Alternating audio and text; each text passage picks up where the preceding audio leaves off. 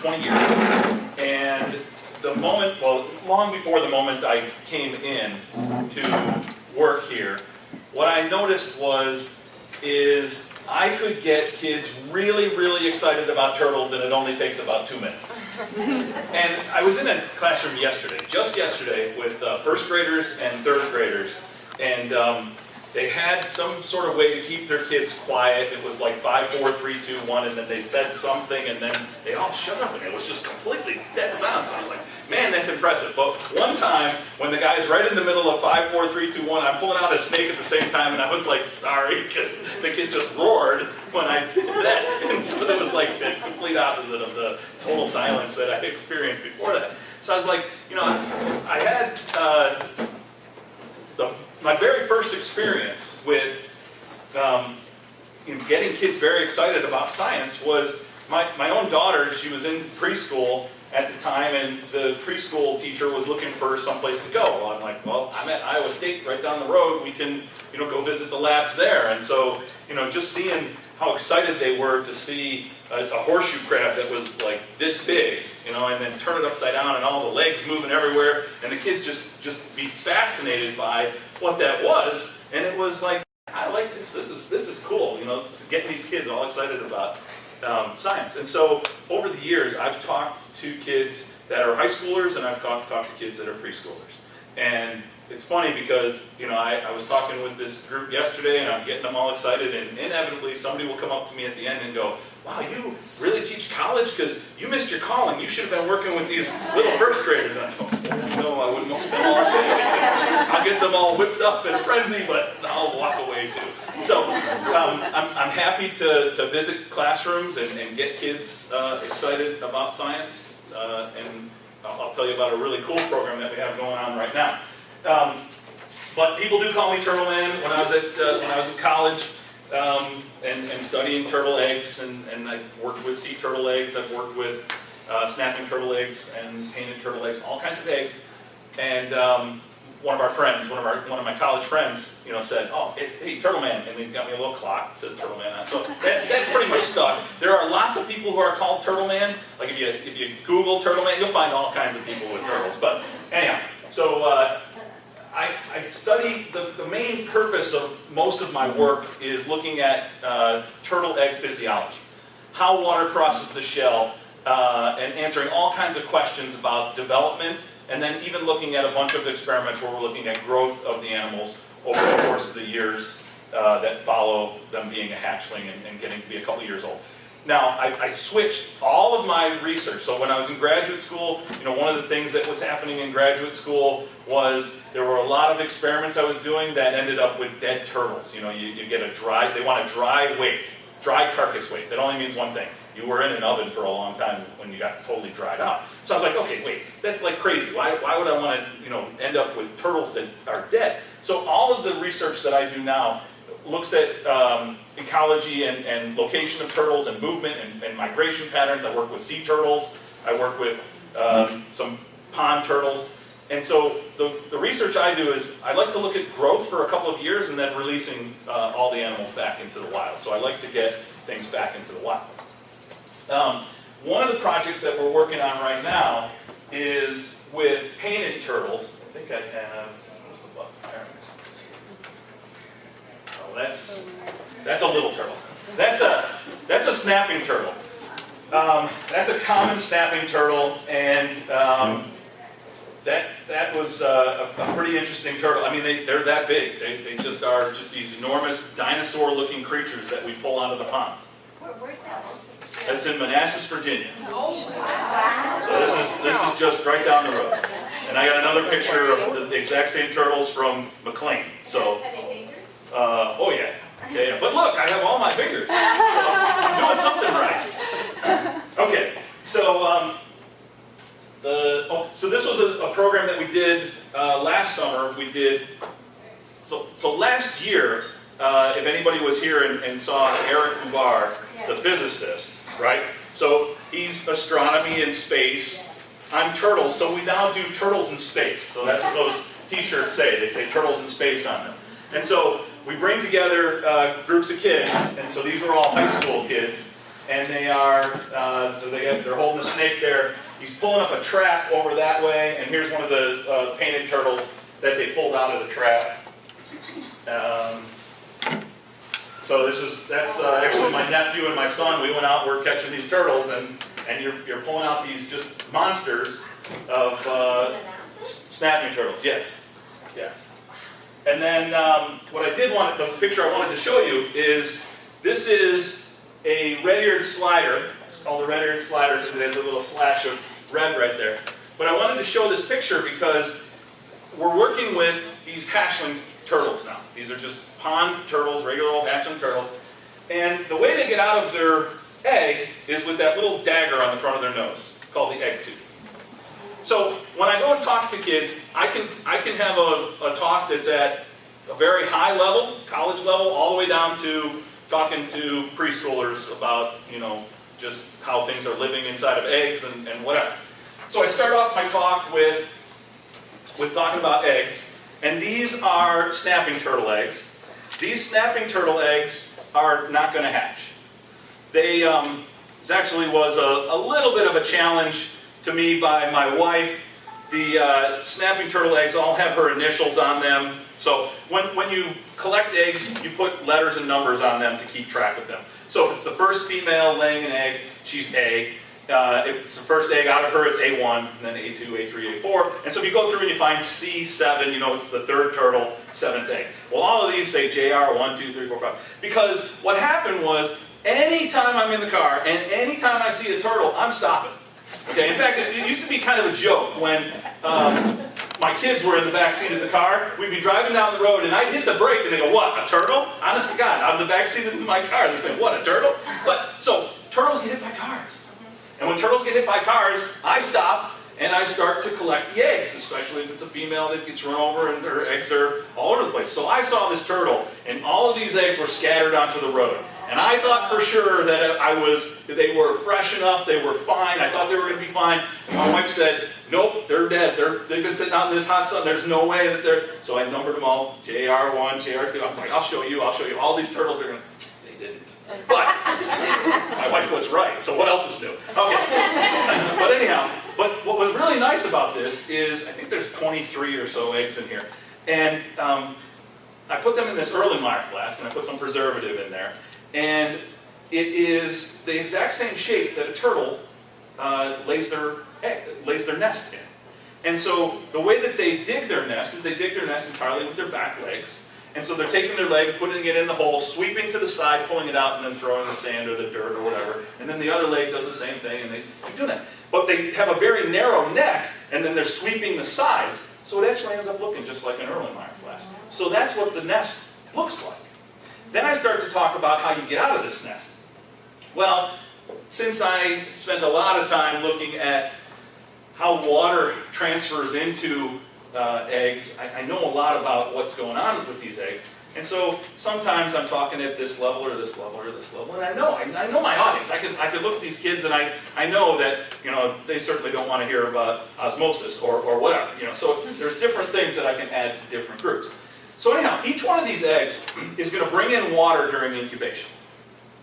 And as they bring in water, so basically if I took one of these eggs and I held it about this high, and you shouldn't do this, it will not be good for the egg. But if you took an egg and you dropped it from that distance, it would just land.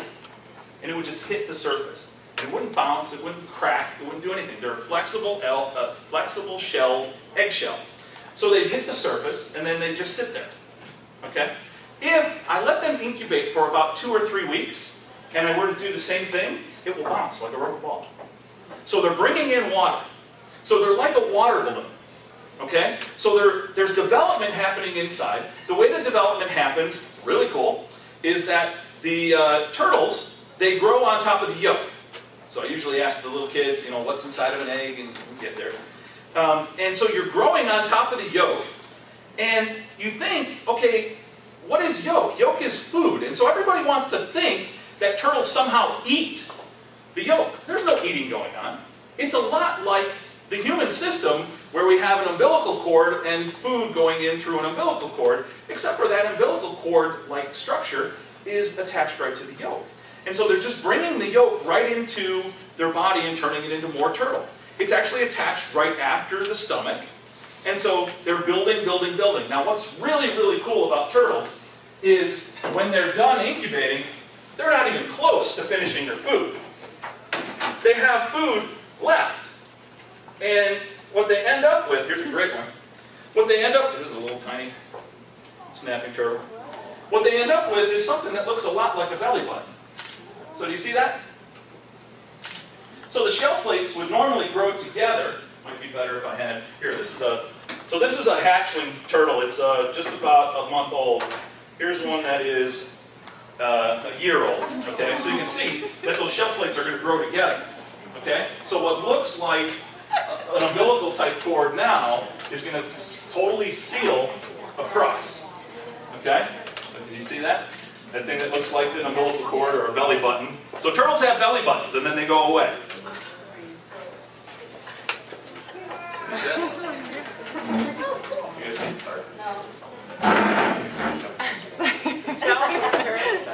Of course he's alive. What do you think? I told you I don't kill turtles anymore. No, you can't hold it. We'll talk about holding them later. Is that a snapping turtle? Yeah, no, it's a snapping turtle, but not snapping me. So see that the shell plates are going to seal across there, but right there it's still open. Okay? I'm sure he does.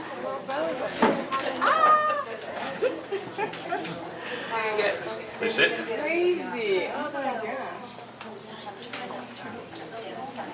See the difference there? Oh, that's great.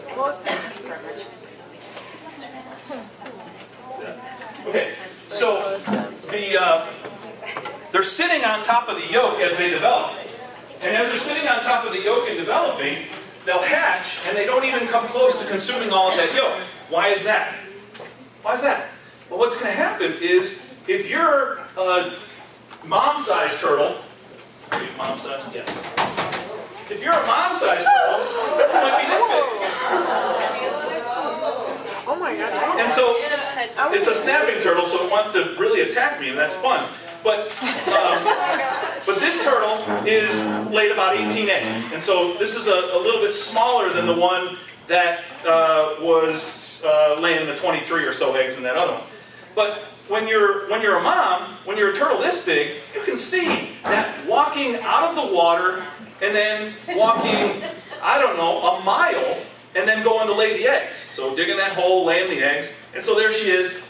We can look at her more in a little bit. I'll bring her back out, but I'm getting tired holding her. But so if you think about that, you have the mom. She comes out of the water.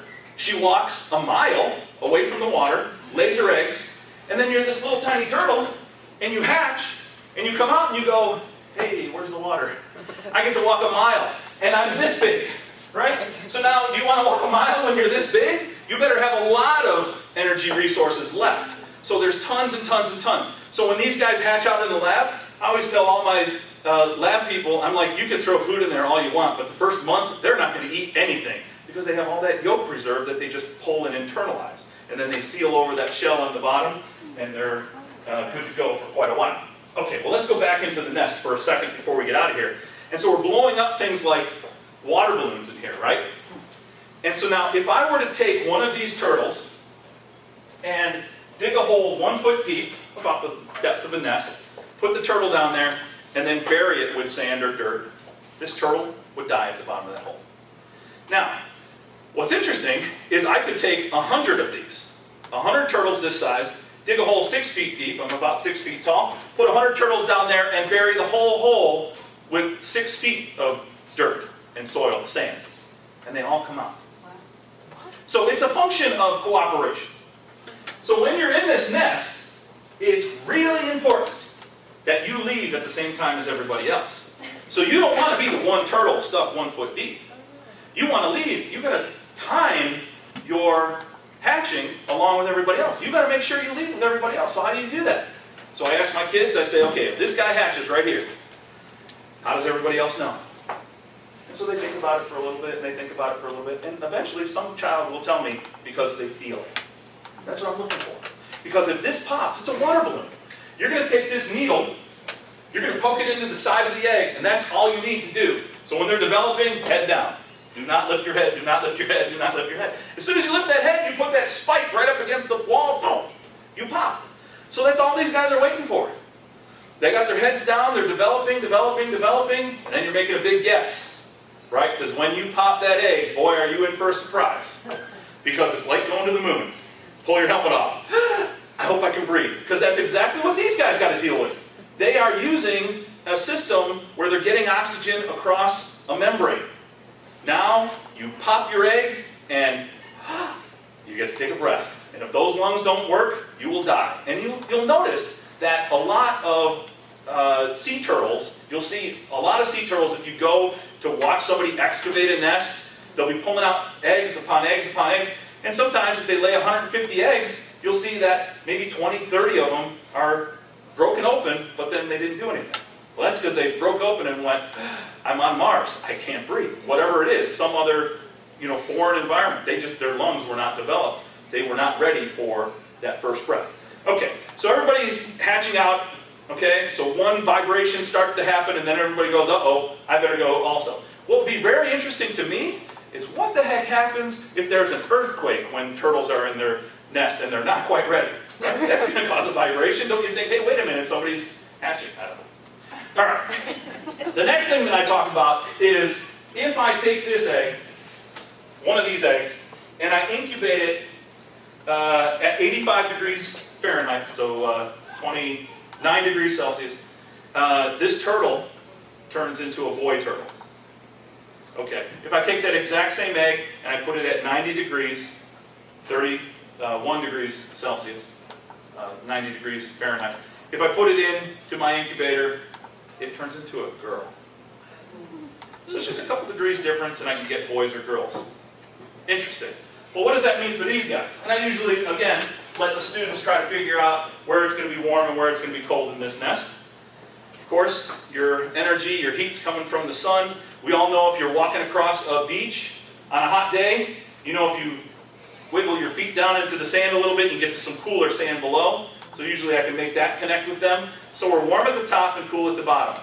Now, depending upon how old the kids are, they'll ask me, okay, we'll get to the point where we definitely have girls at the top, we definitely have boys at the bottom, and then sometimes we get to what's in the middle. Do we get hermaphrodites? Do we get both sexes? It depends on what level you're at. But certainly, what's actually happening is heat is turning on a gene.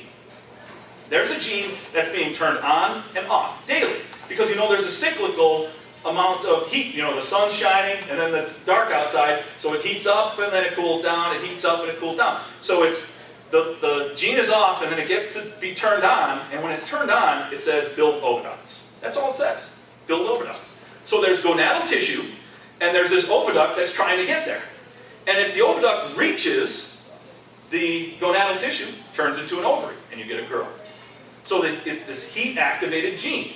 And that's what's happening that turns these into girls. So the warmer ones have a higher chance of that happening. So all that happens in the middle is either it happened or it didn't. So you get some of them that turn into boys and some of them that turn into girls, depending upon how far those oviducts made it.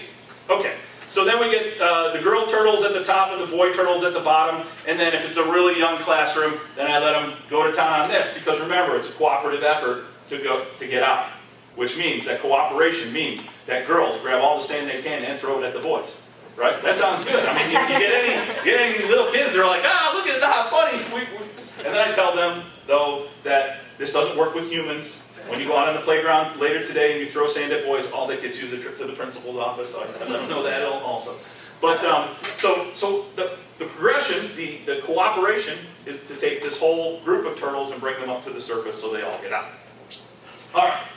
So then we go through a couple of different progressions. You've seen the little guys. You've seen 1-year-olds. I have somebody in here who is a 3-year-old. Oh, right here. Now we're dangerous, okay? This little guy right here will snap me and he will not let go of my finger. I will not even let him get close to my fingers because I know that's the case. Okay, this guy is a ferocious little monster. You touch the side of this guy's tank, he thinks he's coming through. And then you sort of wonder, are turtles even smart because he keeps biting this glass? But, it's what you get. So this little guy is about, I think, 4 years old. And the reason I know is because I hatched her out in my lab. And I turn all my turtles into girls. And, I'm a little biased that way. But what it does for me, what it means for me is that when I release them, I'm releasing girls. And they're going to find a boy out there. I don't have any doubt about that. But if I release lots and lots of girls, that means lots and lots of eggs down for the future for me. So I only release, I produce lots and lots of female turtles. I'm not skewing the ratios of their sex too greatly. Or we have lots and lots and lots of snapping turtles. Oh. No. Okay, so let's go back to her. I can't seem to get her to go the right way. I want you to go this way. No teeth. So you only get one tooth in your whole life, and put it right on the end of your nose. What's going to hurt your finger? Oh, the jaws, which are like a pair of fingernails. She just showed us. Yeah, of course she did. Oh. How long do they have their egg tube? Oh. Just for about a month after they're born. And how old is she? God. She's probably about 20 years old. Oh, really? What I want to show you on her is it looks like her back is glued. So you see there's something that looks like glue on her back? Yeah. It's glue on her back. I put that glue on her back.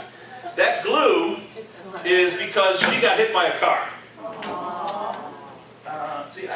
Normally in a classroom I put turtles on tables, but we're going to eat some.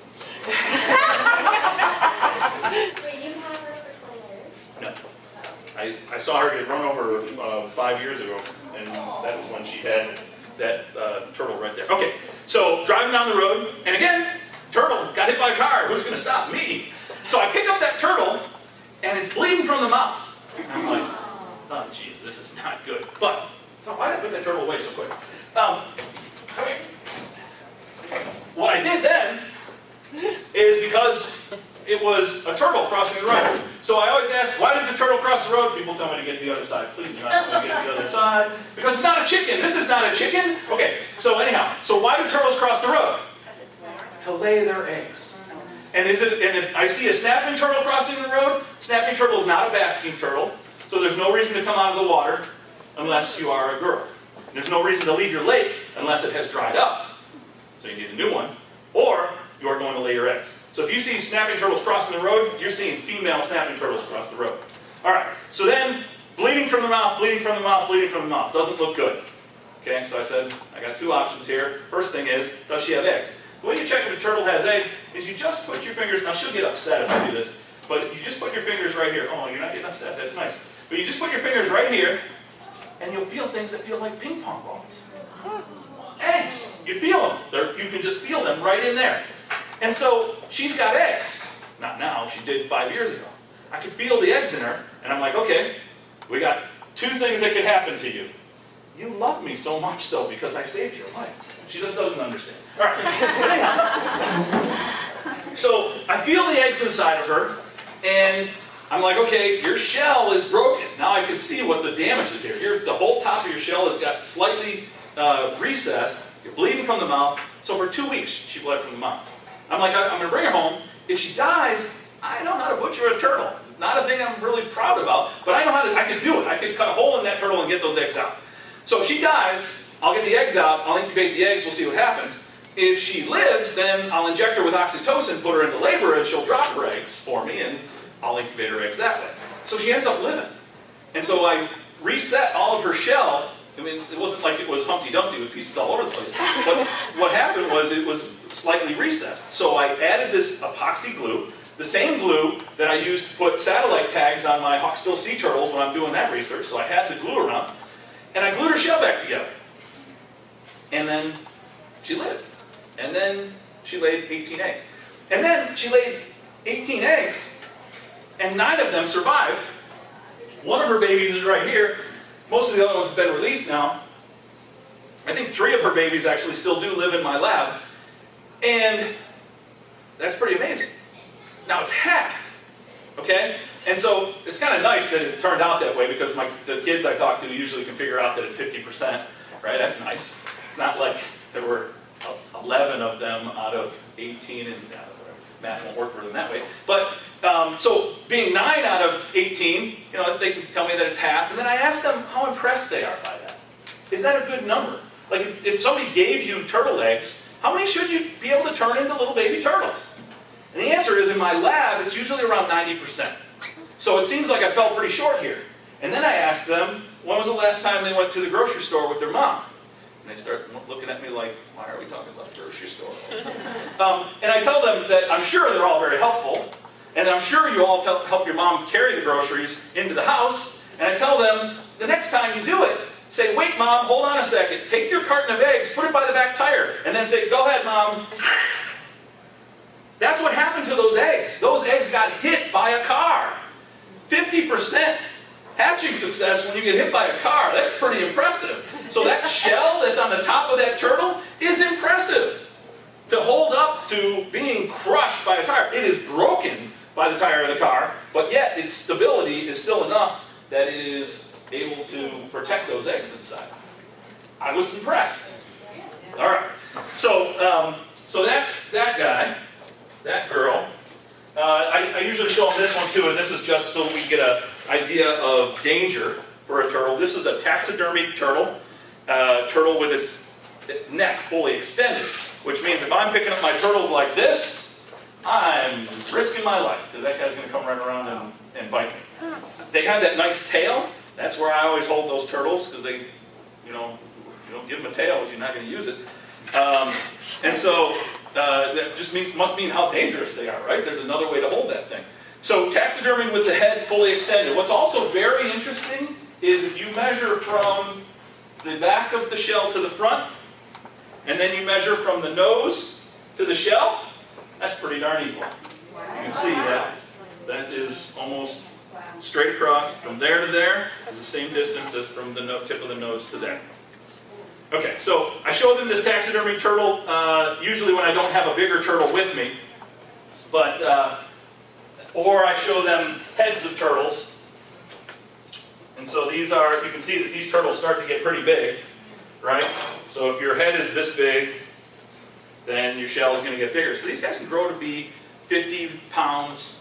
They can live for 85 years. So if you wanted to get bit by a snapping turtle, since they don't have any teeth, but you can see that along their jaw, they have this real sharp ridge right there, and then you're basically forming a pair of scissors right there. Okay? So the other thing that I can also talk about, I'm probably running out of time or something, aren't I? I don't know. I got like 7 minutes. Oh, good. Plenty of time. Yes. So I usually ask also about, and then it just looks like the scissors. Looking at this, you can see that the skin is gone, right? Except for it sort of looks like we're wearing lipstick, right? And that's because it's an entirely different kind of skin, or it's still the same protein. Protein is keratin. You have soft keratin, covers your skin on your arms, but then when you go to your fingernails, that's hard keratin. That's like fingernails right around the mouth. And so that hard keratin is an adaptation for them. They just line their whole mouth with it. They don't have any teeth, but when you take your fingernails, you're going to form a nice cutting edge in order to be able to chop things up. All right.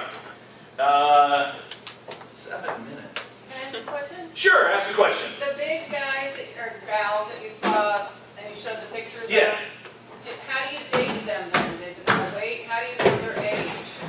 How do you know their age? You mean, you forgot to say, can we see one of those?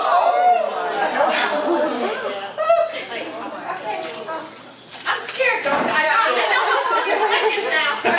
rings on the shell? So they do have rings. They do have rings.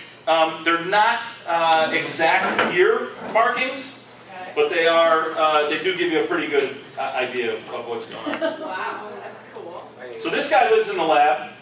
The reason this guy lives in the lab is because I do all the shows for the kids, and we had a 70-gallon aquarium hanging around one day, and one of my students said, "Well, won't he just stay in there?" I said, "I'll have to build a top. I'll have to get some way to, keep him in that tank." This turtle doesn't leave that tank. I said, Alex is the kid who was working with me. I said, "Alex, if he stays in the tank tonight, we'll consider taking him.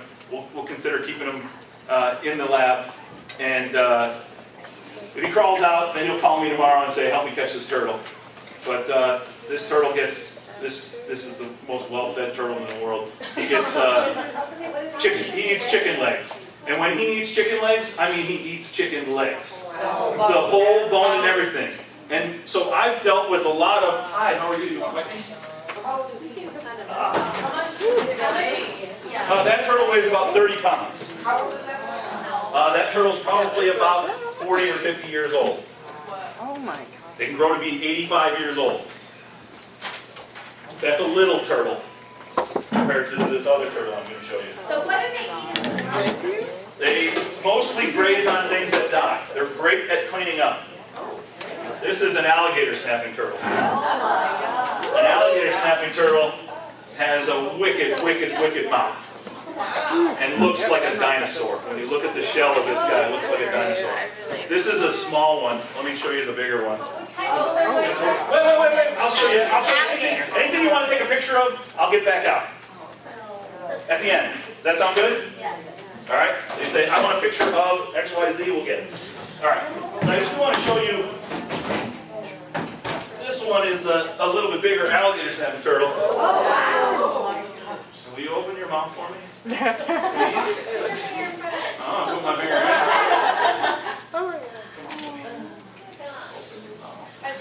Are these in this? No, this is not a local turtle.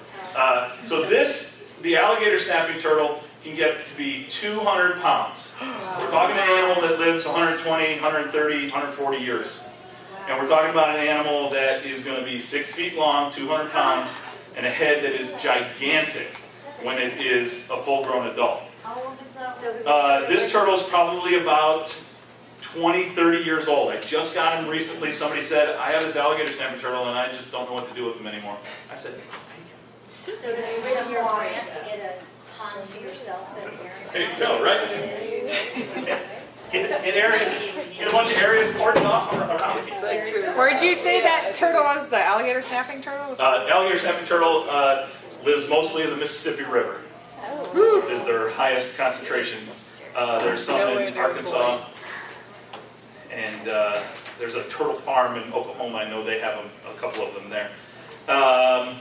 So that's some of the fun things I do with turtles.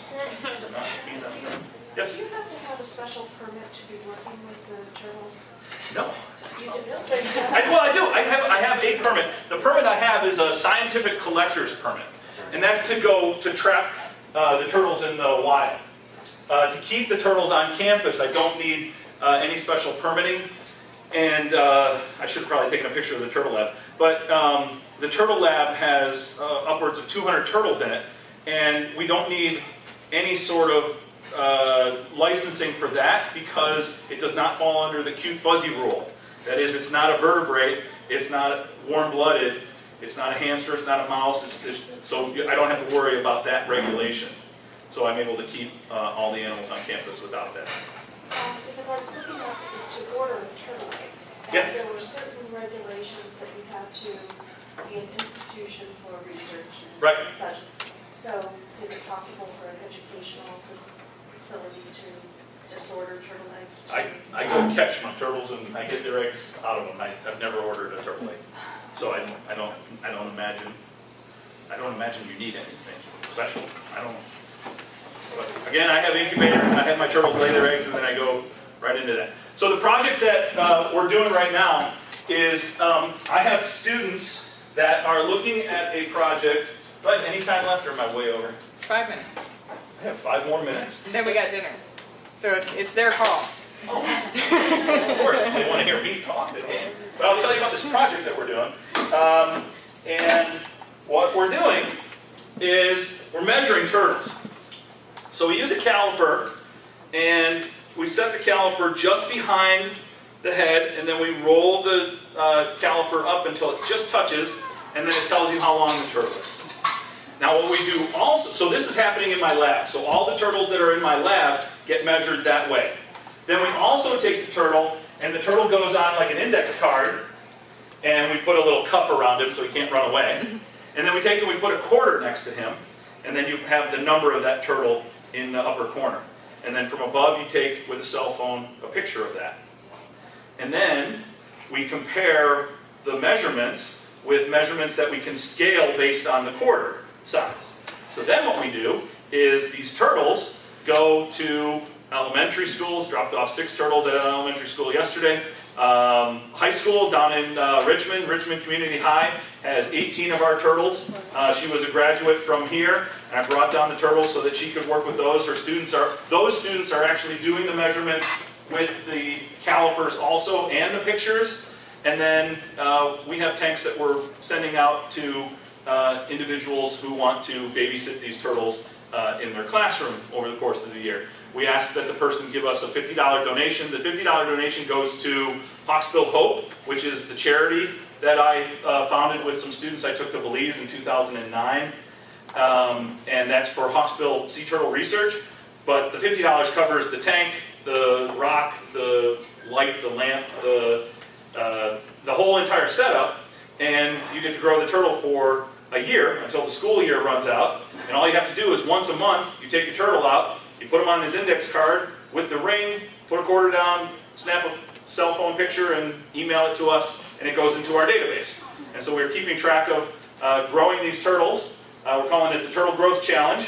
And we are having people grow their turtles and then just sending us the information via a snapshot. What kind of? This is a snapping turtle. But most of the turtles, well, they can be the red-eared sliders, or the snapping turtles, or the painted turtles. They're all involved in that turtle growth challenge. So. One of the things I thought was interesting is that when they grow, I started finding we have a slider in our room. I thought they were egg cases until I saw your eggs. But they were scoots that were. Oh yeah, coming off. Sure. Off. Yeah, they just pop off. They just slide off. That was Yep. really Neat stuff. interesting. So if somebody has 2 or more tanks at their school, then I come and talk about turtles, and I bring all those guys with me, all that stuff, and I can talk to anybody. Oh, there's also a snake here, but I'm out of time, so I'm going to stop. We can look at the snake afterwards. It's a black rat snake. So I wanted to find out how you got interested in turtles. Oh, how I got interested in turtles. You want my life story? What does your house look like? Yeah, so guess how many turtles are at my house? 0, because my wife said, there you go. This snake almost lived at my house. This is a black rat snake. And this is the nicest snake ever. This snake is, we caught him about 4 or 5 years ago. A caught, completely wild snake. And I will hand this snake over to a 4-year-old and say, here, hold that snake. This snake does not bite. He's the kindest snake ever. It's almost the snake that I could say I never got bit by, which means I got bit. And that is because somebody was teasing my snake and I didn't know it. I had him in a tank in my lab, and every time this girl would come to measure her turtles or do whatever she was doing, feeding, whatever, she had her boyfriend with, Marco, and Marco would just tap on the tank until the snake struck at the side of the tank. And one day I put my hand into the tank to pick up the snake, and he just nailed me. I was like, what the heck? One of my other students said, oh, that's because Marco was always teasing that snake. So I calmed the snake back down, no problem. Marco's no longer allowed back in the lab. And I did hang a sign, a little X through it, said no Marcos in my lab. I did that. But this snake, again, super, super friendly. And it will do things. It has some good innate behaviors in it still that are kind of neat. It will do something called a barrel roll. So when it can sense that you're not comfortable holding it, and it'll start twisting his body around in circles. You still won't do anything aggressive. But I will let this snake look right at people, right in the nose, and I'll ask them, what is he doing? He's smelling you, right? Because he's taking that tongue, waving it in the air right in front of you, and then pulling that back in and collecting chemicals, and then touching those chemicals right underneath his nose to put those chemicals right up by the nose so you get a good smell of you. Just basically figuring out who's a rat in the room that he can munch on. All right. So I think I'll stop talking. What's that? Have you been to the Galapagos? I've never been to the Galapagos. I spent a lot of my time in. Yeah, I know. I spent a lot of my time in Belize, working with my Hawksbill sea turtles.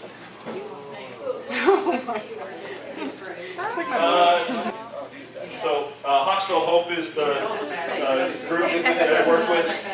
And here's us putting a satellite tag onto a Hawksbill sea turtle. Another interesting program we're trying to get going is the ability to track our turtles once we tag them, tracking them within your classroom so you can sort of see where they go. So by adopting, So you take your The sea turtle. students down to Italy? yeah, Do you ever work with students, with a professor from Smith College? He goes no, up. I do not. You I'd be ever interested in saw finding out who it is. up here? No sea turtles in my, all freshwater turtles. And they get along together in the same town.